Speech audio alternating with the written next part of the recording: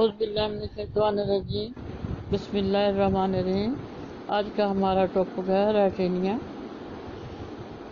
ریٹینیا homeopathic کے رواج سے قبل یہ دوا بطور قابض یعنی قبض کے اسٹریجنٹ اور مقوی کے استعمال ہوتی تھی۔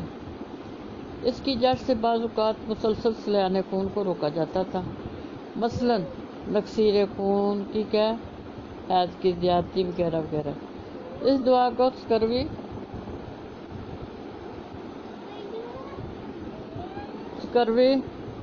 بلغمی سیلانے مثلاً پھیپھڑوں کی نالیوں سے بلغم، شرمگاہ سے بلغم، بعض میں سیلانے رحم، بڑی آنتوں سے آؤں اور مختلف قسم کے پیشاب کی زیادتی، نیز جلد کی پھلاوٹ میں بھی اس کو استعمال کیا جاتا تھا۔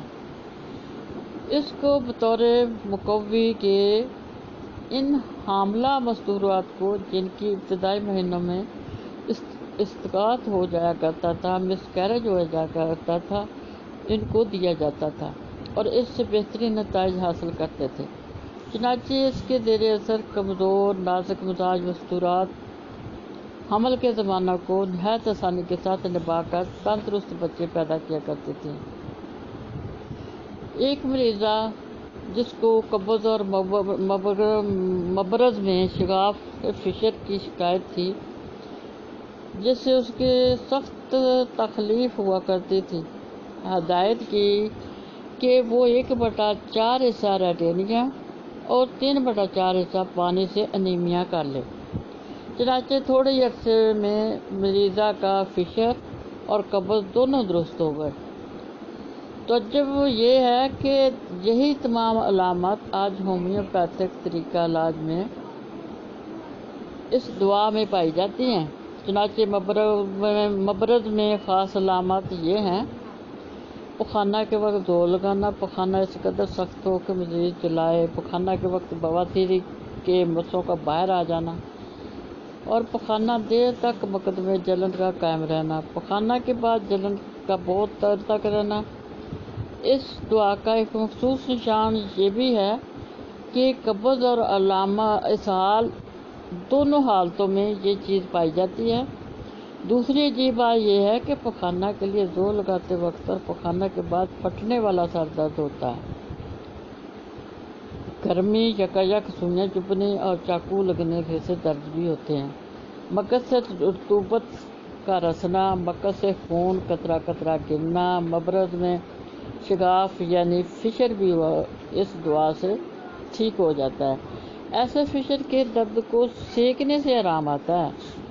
مبرز کی علامت کے ساتھ ایک عجیب اور ضروری سر کی علامت یہ ہے کہ درد پیشانی کے درمیان جیسے دماغ باہر نکل جائے گا، اور اس طرح کا درد پخانہ کے بعد سر کے درد بھی آگے کی طرف جھکنے سے بڑھ جاتا ہے۔ آنکھوں کی علامت میں قابل غور یہ علامتیں سامنے میں آئی ہیں کہ آنکھوں میں جلن، چیسیں، پیوٹوں میں تشنج، بنائی میں دھندلا پن۔ اس دوا سے ناخنہ بھی درست ہو جاتا ہے۔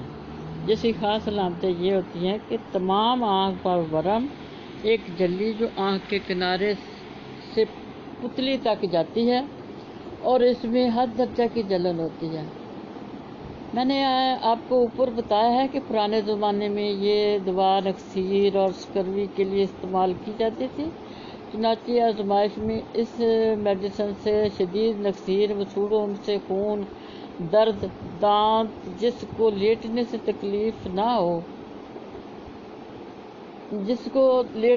تکلیف ہو، داڑھ میں شدید درد کی ایک مخصوص بات یہ ہے کہ ایسا معلوم ہو کہ داڑھ سے ٹھنڈک نکل رہی ہے، اور بحالت مریضہ دانت درد سے پاگل ہو جائے، رات کو اٹھ کر گھومنا پھرنا پڑے، منہ کا ذائقہ بے ذائقہ، تھوک بھی بھر جاتا ہے۔ ریٹینیا سے استحقاق حمل، لکوریا، حیض کی زیادتی پیدا ہو جاتی ہے، اور یہی وجہ ہے کہ یہ ہومیوپیتھک میں ان ہر سے تکلیفات کے لیے یہ دوائی نہایت کامیابی کے ساتھ استعمال ہوتی ہے۔ دوسری بات، دودھ پلانے والے مستورات کے پستانوں کے فشر مبرگ کے شگاف کی طرح ایک کامیاب دوا ہے۔ مبرز میں کیڑوں کے لیے بھی یہ دوا مفید ہے، چونکہ یہ دوا قابض اسٹریجنٹ ہے، اس لیے اس میں سکیڑنے کے احساسات بھی بہت پائے جاتے ہیں، مثلاً معدے میں، گلہریوں میں، مقد میں، آنکھوں میں، گردن میں، عضلات میں اور حلق میں درد کرنے والی تشنجی، سکڑن جس کے دوران مریضہ اونچا بول نہ سکے، جھٹکے اور پھڑکن، پیوٹے اکڑے ہوئے محسوس ہوں، دانی جانب زیادہ معوف ہو۔ چونکہ آزمائش میں اس دوا سے مبرد میں شدید خارش پیدا ہوتی ہے، اس لیے یہ دوا صوتی کیڑوں کے لیے مفید ہے۔ چنانچہ انہوں نے صوتی کیڑوں کے قریب سب مریض اسی اپنی میڈیسن سے درست کیے۔ عجیب احساسات یہ ہے کہ جیسے نشہ پیا ہو، جیسے سر شکنجہ میں ہو، جیسے آنکھوں کے سامنے سفید نشان یا جھلی ہو، جیسے داڑھوں سے سردی نکل رہی ہو، جیسے مبرز اور مقد سب کی سب مروڑ دی گئی ہوں، جیسے مبرگ باہر نکل آئی ہو اور پھر ایک جھٹکے کے ساتھ اندر چلی گئی ہو، جیسے شکم اور سینہ کاٹ کر ٹکڑے کر دیا گیا ہو، جیسے مبرز اور مقد میں شیشے کے ٹکڑے ہوں، ایسے محسوس ہوا کہ جیسے شیشے کی کانچیں پھنسی ہوئی ہیں، جیسے شکم میں کوئی چیز زندہ ہے، جیسے جس کو منہ کے دانے طرف لے جایا گیا ہے، اور شدید ہچکی میں بھی اس کو یہ دوائی بہت مفید ہے۔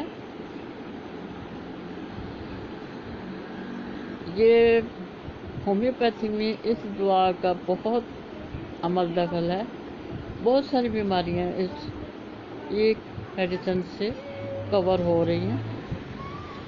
امید ہے کہ آپ کو ریٹینیا کی سمجھ آ گئی ہوگی کہ یہ کس لیے استعمال ہوتی ہے۔